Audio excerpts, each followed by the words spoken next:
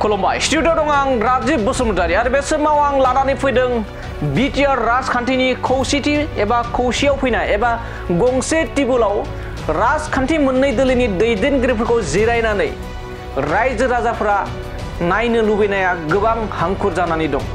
दा बेनि सायाव नोंथांमोननि गेजेराव लानानै फैदों मोनसे राजखान्थिनि गिदिर खौरां आरो बे राजखान्थिनि खौसेथिनि बाथ्राखौ लानानै बिटिआरनि सीएम प्रमोद बर' बिथाङा बाथ्रा बुंदों, जेराव नोंथांमोना मिथिगौदि थांनाय गोलाव समनिफ्रायनो दुलाराय बर' फरायसा आफादनिफ्राय बिपिएफ आरो इउपिपिएल खौसेथि खालामनायनि बाथ्रा बुंदों आरो बे खौसेथि खालामनायनि सायावबो गोबां मानि राजखान्थि दैदेनगिरिफोरनि गेजेराव दान्थे बिदान्थेया जाबोगासिनो दं। बेखौ लानानै जोबथा महरै बाथ्रा बुंदों बिटिआरनि गाहाय मावफुं सोद्रोमा प्रमोद बर' बिथाङा।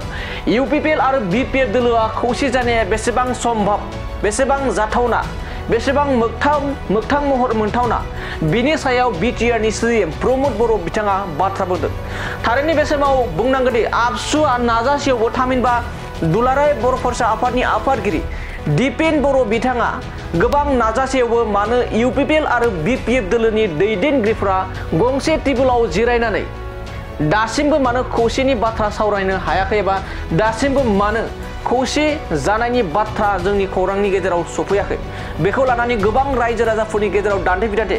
लोगोसे बे समाव बे खौसेथि जानाय एबा जायैखौ लानानै आथिखालनि बिटिआरनि गाहाय मावफुं सोद्रोमा प्रमोद बर' बिथांखौबो गोबां मानि बिपिएफनि दैदेनगिरिफ्रा सोंखारिनायखौ नुबोगासिनो दि मानो दासिमबो हाग्रामा महिलारि बिथांजों सावरायनो साहस मोनाखै, मानो सावरायनो फैयाखै, मानो खौसेथि जानो फैयाखै होननानै गोबां अजद दैखांदों। दा बेखौ लानानै बिटिआरनि गाहाय मावफुं सोद्रोमा प्रमोद बर' बिथाङा बाथ्रा बुंदों जे राजखान्थि बिथिङाव खौसेथि जानाया बेसेबां सम्भब, बेसेबां मोगथां महर मोनगोन, बेखौ बाथ्रा बुंनाया गोब्राब होननानै बिटिआरनि गाहाय मावफुं सोद्रोमा प्रमोद बर' बिथाङा बाथ्रा बुंदों।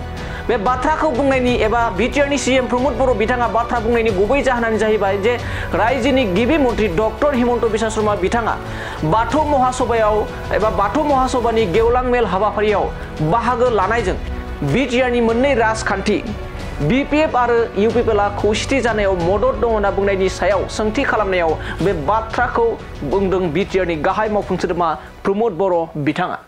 নাই এই কথাটো ময়ো বিচাৰোঁ আৰু আগতে নিখিল বড়ো ছাত্ৰ সন্থাত মই যেতিয়া সভাপতি হৈ আছিলোঁ তেতিয়াও আমি বিচাৰি পেলাই বহুতবাৰ আলোচনা কৰিছিলোঁ। আজিৰ নিখিল বড়ো ছাত্ৰ সন্থাৰ সভাপতি দীপেন বড়ো ডাঙৰীয়াও বহুত পদক্ষেপ লৈ আছে, গতিকে চবেই বিচাৰোঁ আমিও একত্ৰিত হ'ব লাগে। কিন্তু ৰাজনীতিটো এনেকুৱা এটা বিষয়, কোনোবা বিচাৰিলে কোনোবা নিবিচাৰে, তেনেকুৱা এটা পৰিৱেশ, চবৰো চিন্তা একে নহয়। মুখ্যমন্ত্ৰী ডাঙৰীয়াৰ যিটো এটা বহল মন, এইটোৰ কাৰণে মই ধন্যবাদ জনাইছোঁ।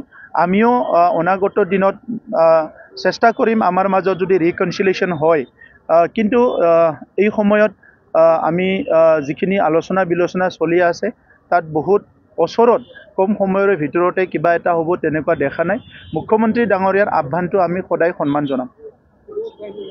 নাই এই কথাটো ময়ো বিচাৰোঁ আৰু আগতে নিখিল বড়ো ছাত্ৰ সন্থাত মই যেতিয়া সভাপতি হৈ আছিলোঁ তেতিয়াও আমি বিচাৰি পেলাই বহুতবাৰ আলোচনা কৰিছিলোঁ।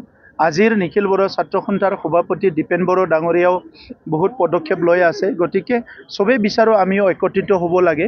কিন্তু ৰাজনীতিটো এনেকুৱা এটা বিষয়, কোনোবা বিচাৰিলে কোনোবা নিবিচাৰে, তেনেকুৱা এটা পৰিৱেশ, চবৰো চিন্তা একে নহয়। মুখ্যমন্ত্ৰী ডাঙৰীয়াৰ যিটো এটা বহল মন, এইটোৰ কাৰণে মই ধন্যবাদ জনাইছোঁ। আমিও অনাগত দিনত চেষ্টা কৰিম আমাৰ মাজত যদি ৰিকনচিলিয়েশ্যন হয়, কিন্তু এই সময়ত আমি যিখিনি আলোচনা বিলোচনা চলি আছে তাত বহুত ওচৰত কম সময়ৰ ভিতৰতে কিবা এটা হ'ব তেনেকুৱা দেখা নাই। মুখ্যমন্ত্ৰী ডাঙৰীয়াৰ আহ্বানটো আমি সদায় সন্মান জনাম।